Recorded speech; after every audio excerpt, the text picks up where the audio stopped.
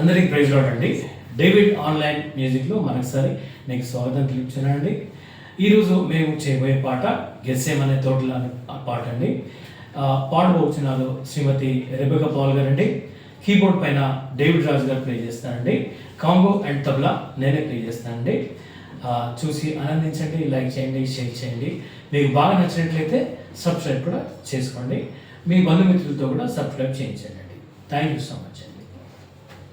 1 2 3 1